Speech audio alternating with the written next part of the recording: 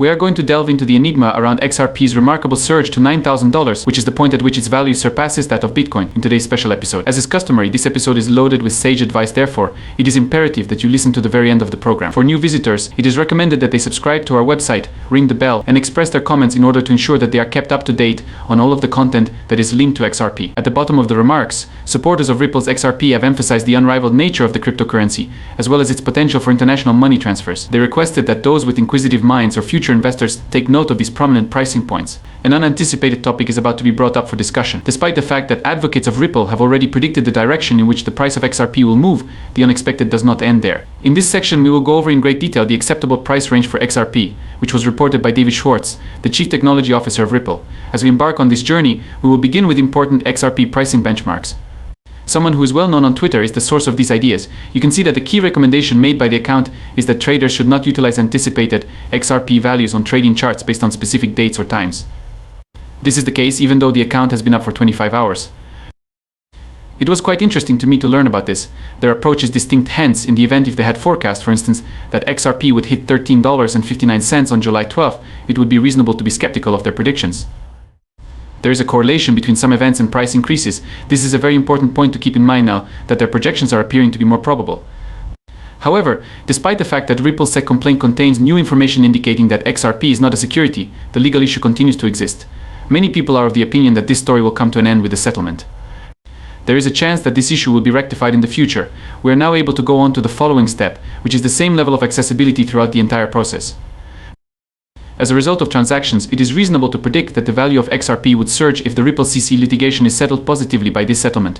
While there are a few notable exceptions, it is clear that the majority of large exchanges have relisted XRP.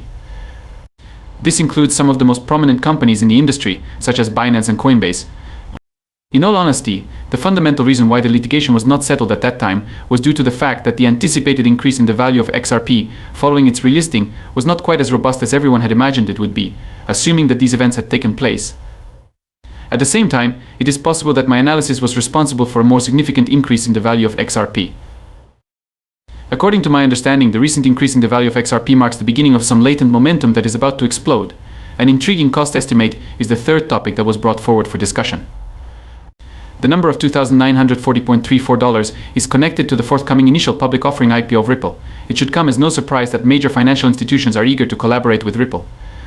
The truth, on the other hand, will eventually become apparent as the company moves closer to its initial public offering IPO and as more respected institutions become more optimistic about XRP. This is a contingency that could occur. The XRP ledger may experience a significant rise in both its value and the volume of transactions that it facilitates.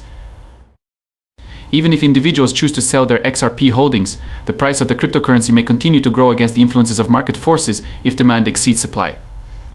It is going to be difficult to ignore the massive demand that comes from banks, possible business partners, and forthcoming initial public offerings IPOs. The value of XRP has the potential to drastically increase as a result of this enormous demand. There is also a generally believed notion that is further confirmed by a tweet from David Schwartz, which is something else to take into consideration. The banks are looking for currencies that are stable. The price of XRP could need to be increased in order to reach the goal of ensuring the stability of digital assets, which is something that the financial community really wants. In a paper that was published on June 3, 2023, Brito made a prediction that the value of XRP might reach $10,000. This prediction was made even before Ripple company founder Arthur Brito. Given the worldwide scalability of XRP, he underlined that demand will explode to higher valuations as more businesses understand its potential. In the event that the price of XRP begins to stabilize, you can choose to purchase $2 worth of XRP for $10 rather than purchasing $1 worth of XRP and keeping it for yourself. Following a brief pause, you are now able to complete this task. One of the reasons that financial organizations are drawn to it is because it does not exhibit volatility. An insane price of $110,000 has been recommended for XRP by David Schwartz, who is also known as Joel Katz and is a co-founder of Ripple Technologies. On November 20, 2017, the Chief Technology Officer of Ripple expressed a similar viewpoint, indicating that the cryptocurrency XRP might potentially reach a price of $1 million per token. According to Schwartz, if the value of XRP were to be $1 million per unit, then a transaction that was $1 million would require $1 million worth of XRP. To put that into perspective, if its value were $1 million, you would only need one. The inverse link is what he is talking to when he claims that there is a correlation between lower values and cheaper transactions. Let's take Bitcoin as an example. One of its conceivable values is $1 million. As a result of the volatility that occurs at lower prices, it is now less appealing for transactions for bigger amounts. As Schwartz pointed out, the volatility of XRP may be a factor that discourages its widespread adoption in the event described. As a result of a severe decline in its worth, transactions that are more affordable and run more smoothly are the outcome of a higher valuation. If the value of XRP were to vary drastically, it would be extremely problematic for financial institutions to use it successfully in order to transform it into a new phenomenon. Forbes brought to my attention something that I found to be both intriguing and, in my opinion, of fundamental importance. The account is active for 25 hours every week, and I just came across a tweet that broke news from it. The post was a reference to a Forbes article that predicted that the value of XRP will reach an astounding $1.5942, implying that it might potentially replace Bitcoin. Despite this, the piece was quickly removed from circulation when it was published. Due to the fact that Forbes is cited as the primary source in the tweet, the information is reliable.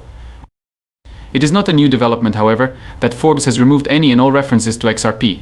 Why does the Securities and Exchange Commission consider Ripple and Ethereum to be the title of the post that has since been removed? The most recent prediction on the value of XRP might have been correct, supporting the notion that XRP may potentially reach $60,000 per coin before delving deeper into the potential intertwining of legislative interests and federal legislation with the value of XRP. However, this trend suggests that Forbes has a practice of eliminating stories when they determine that the facts do not support certain opinions. Forbes has also been known to eliminate stories when they determine that the facts do not support certain opinions. It would be difficult to ignore Rosario's role as the former United States Treasury officer whose likeness is included on the $100 bill. It has been almost a year since Bill Rosario joined the Ripple board of directors.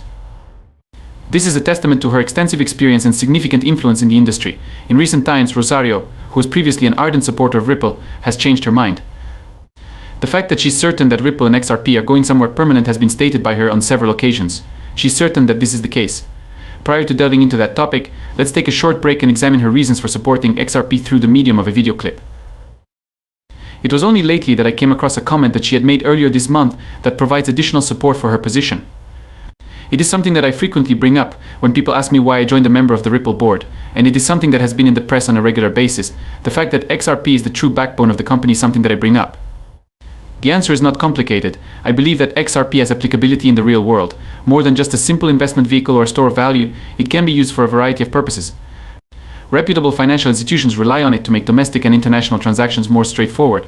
I consider it to be beneficial for this particular purpose. In this category of transactions used to take days and cost hundreds of dollars, but now they take seconds and cost pennies with XRP. This is the future, once again, and I am absolutely certain that it is the future. XRP stands out among cryptocurrencies due to the fact that it is practical. Rosario's connections to Congress and the federal government fit in perfectly with Ripple, which is something that sticks out. Her support was obvious when XRP was brought up as a security measure on July 14th, but what really stands out is how smooth her connections are. It is difficult to conceive of a scenario in which Ripple encounters failure, whether it is in the legal struggle it is currently engaged in with SEC, in the regulatory landscape in general, or in any other domain that is essential to its imminent expansion.